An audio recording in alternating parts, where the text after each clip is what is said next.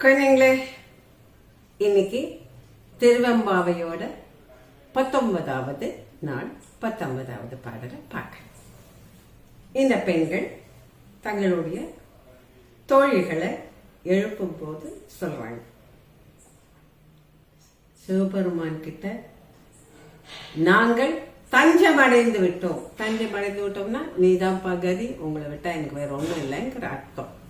சாதாரணமா சொல்லுவாங்க, உன் கையில் பிள்ளை உனக்கே அடைக்கலாம்.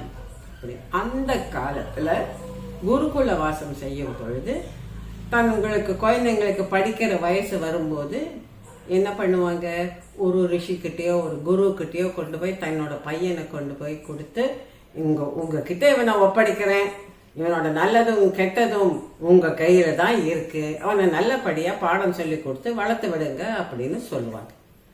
பெண் குழந்தையா இருந்தா என்ன பண்ணுவாங்கன்னா, ஒரு பையன் கிட்ட அவளை கல்யாணம் பண்ணி கொடுத்து, இந்த அப்பா இவகிட்ட உங்ககிட்ட இவளை ஒப்படைக்கிறேன், அவளை நீ நல்லபடியா பாத்துக்கோ அப்படின்னு சொல்லுவாங்க. அதுதான் உன் கையில் பிள்ளை உனக்கு அடைக்கலம்.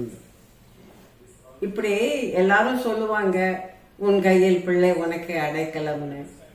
ஆனா ஒரு வேளை உங்களுக்கு எங்க மேல உரிமை இருக்குங்கிறதுனால எங்களை பிடிக்காதவங்களை கட்டி வச்சுட்டா என்ன பண்றதுன்னு ஒரு டவுட் இந்த பெண்களுக்கு இருக்கு. நாங்க சொல்றோம், எங்களுக்கு எப்படிப்பட்ட கணவன் வேணும்னு சொல்றோம். நாங்கள் உங்களுடைய அடியவர்களை தவிர வேற யாரையும் கணவனா ஏற்றுக்கொள்ள மாட்டோம். உங்களுடைய அடியவர், உங்களை மட்டும்தான் அவங்க கும்பிடணும், உங்களுக்கு மட்டும்தான் தொண்டு செய்யணும். அதனால அவங்கள மட்டும்தான் நாங்க கல்யாணம் பண்ணிக்குவோம். எங்க கை உங்களுக்கு அல்லாது, சிவபெருமானுக்கு அல்லாது வேற யாருக்கும் வேலை செய்யாது. நாங்க இரவும் பகலும் சிவபெருமானை தவிர கண்ணால வேற எதையும் பார்க்க மாட்டோம், வேற யாரையும் பார்க்க மாட்டோம், வேற யாரையும் தொழ மாட்டோம். அதனால் எங்களுக்குரிய பரிசலை, எங்களுக்குரிய பரிசை நீங்கள் கொடுக்க வேண்டும் அப்படின்னு இந்த பெண்கள், நோன்பு நோக்கும் பெண்கள் சிவபெருமான் கிட்ட வேண்டிக்கிறாங்க. அதுதான் இந்த 19வது பாடலோட பொருள். நாங்க உங்ககிட்ட சரண்டர் ஆயிடுறோம், நீங்க தான் எங்களுக்கு பொறுப்பு. ஆனா ஒண்ணு, எங்களுக்கு ஒரு ஆசைன்னு ஒண்ணு இருக்கு, அந்த ஆசையை செய்யுங்க. வேற யாருக்காவது கல்யாணம் பண்ணி கொடுத்துடாதீங்க. சிவபெருமானுடைய தொண்டர்களுக்கு மட்டும்தான் நாங்கள்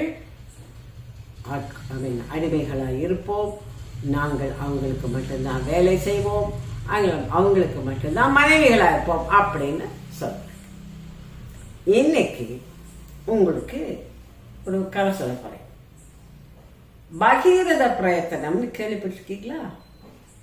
பிரயத்தனம்னா முயற்சி.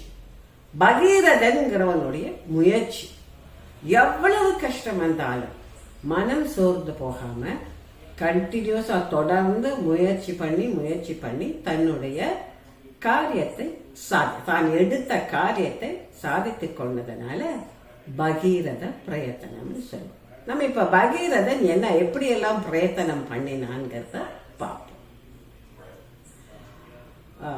பகீரதனுடைய மூதாதையர்கள் சகராங்கிற அரசர் அஸ்வமேத யாகம் பண்ண.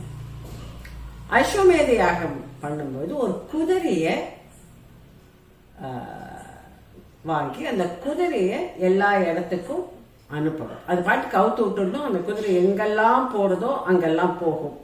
அந்த குதிரையை யாரும் இழுத்து கட்டி வைக்க கூடாது, அது ஒரு ரூல் இருக்கு. அந்த குதிரை அப்படியே போகும். இப்படி இந்த குதிரை இவங்க அவைத்து விட்ட குதிரை எங்கேயோ போச்சுன்னே தெரியல.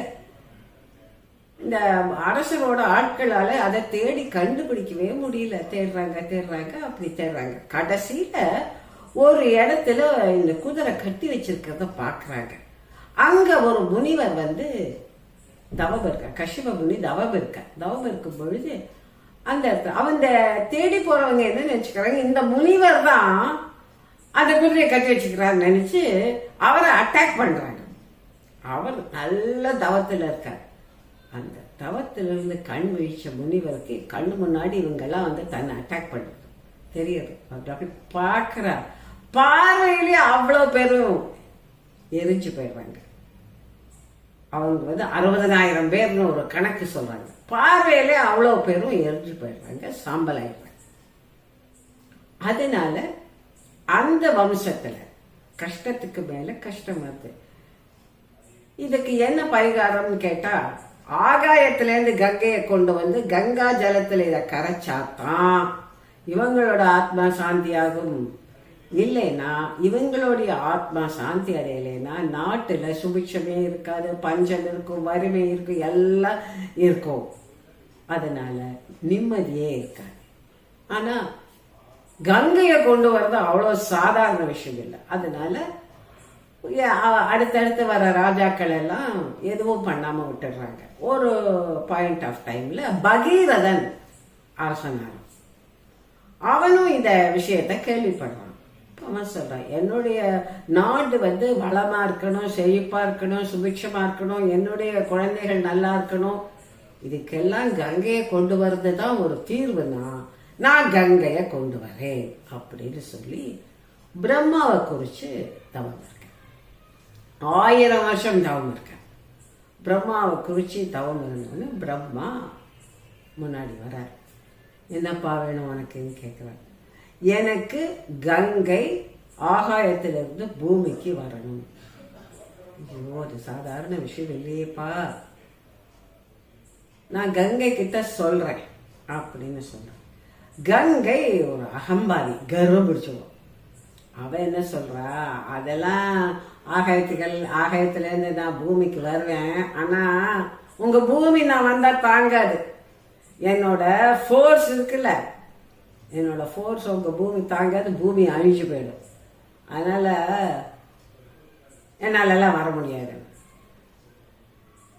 எப்படியாவது வந்து என்னை காப்பாற்றணுங்க. அதை என்னுடைய ஃபோர்ஸை தாங்கிறதுக்கு ஒரே ஒரு ஆள் தான் இருக்க. அவர் யார் தெரியுமா? சிவபெருமான். அவர் வந்து நான் பூமியில விழும்போது என்னோட ஃபோர்ஸை தாங்குறேன்னு சொல்லட்டும், நான் வரேன். இப்ப அகெயின் தபஸ். இவன் வந்து தவம் பண்றான், சிவபெருமானை குறிச்சு தவம் பண்றான், கடுமையான தவம் பண்றான். தவம் பண்ணி சிவபெருமான் தோன்றார். என்னப்பா அவனுக்கு இந்த மாதிரி கங்கை பூமிக்கு வரணும், உங்களால தான் அவளை கட்டுப்படுத்த முடியுமா, அதனால நீங்க கொஞ்சம் பெரிய மனசு பண்ணணும் அப்படின்னு. அப்போ சிவபெருமான் சரி அவளை வர சொல்லு, அவளை மேலேருந்து விழ சொல்லு அப்படிங்க. அப்போ பிரம்மாவும் கங்கைட்ட சொல்றார், போ அப்படி. ஆகாயத்துல இருந்து அப்படி ஆக்ரோஷமா தண்ணி கொட்டுறது, கங்கை கொட்டுறா. சிவபெருமான் தன்னுடைய ஜடாமுடி அப்படி விரிச்சு விடுறார். அந்த கொட்டுற கங்கை அவருடைய ஜடாமுடி மேல விழுந்து அந்த சுருட்டி மேல வச்சிடுறாரு. வெளியில வரல, கங்கை வெளியில வரல. ஏன்னா அவ அவ்வளவு திமிர் பிடிச்சவளா இருக்கா. அவளுக்கு வந்து என்ன நினைப்பு, யாராலையும் அவளை தாங்க முடியாது. சிவபெருமான் தன்னோட முடியில அவளை சுருட்டி வச்சுக்கிட்டார். திருப்பி அவனுக்கு பிரச்சனை தான், பகீரதுக்கு ஒரே பயம், இப்படியாவது விடணும். விடுறேன். அந்த கங்கைக்கு கர்வம் அடங்கிட்டு அப்போ ஒரே ஒரு கொத்த தலைமையரை மட்டும் இப்படி நகர்த்துறார். அது வழியா கங்கை வரா. கங்கை வந்து ஆகாயத்திலேருந்து பூமிக்கு வந்து விழறா.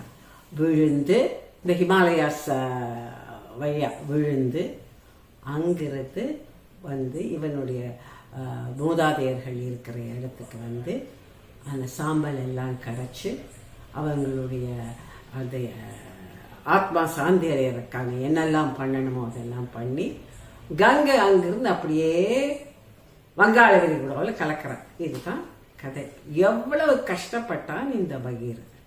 பிரம்மாவுக்கு தபஸ் இருக்கணும், கங்கைக்கு கிட்ட கேட்டு அப்புறம் சிவபெருமானுக்கு தபஸ் இருந்து அதுக்கப்புறம் சிவபெருமானுடைய முடிக்குள்ள மாட்டிட்டு அங்கு எவ்வளவு இடைஞ்சல் வந்தாலும் தன்னுடைய குறிக்கோளான கங்கையை பூமிக்கு கொண்டு வர்றது அப்படிங்கிற குறிக்கோள்ல ரொம்ப உறுதியா இருந்து அதை சாதித்தவன் பகீரதன்.